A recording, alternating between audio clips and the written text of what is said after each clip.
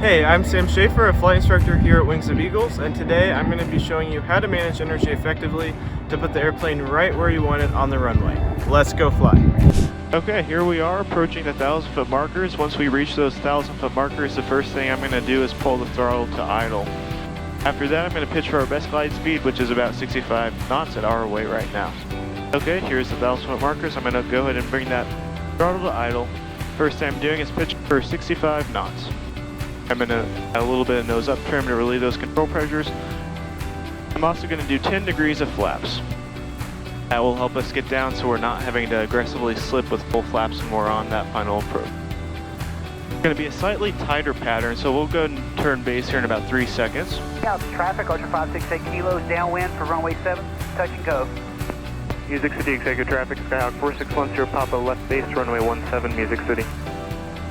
So we're still pitching for our 65. We have three things that we can work with. We have our flaps, slips, and approach geometry. So I'm going to round out about 500 feet before those 1,000-foot markers at 65 knots, and that will put us touching down right on those 1,000-foot markers. We are clear on final.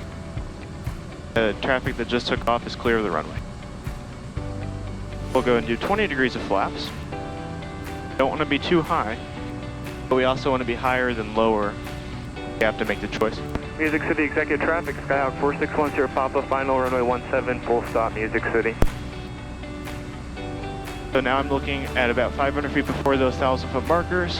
Going to round out at that 500 feet before. We'll do full flaps now. And the last tool I have in my toolbox is to do a slip. We have a right crosswind, so I'm going to do left rudder and right aileron to get us down. About 500 feet before is about 2 center line stripes. Music City, 6516, left down with left 7, Music City. And now I'm going to take out the slip and then we're going to keep it coming down. About 65 knots. And now we're going to hold it off. I'm going to keep my hand on the throttle in case we need it.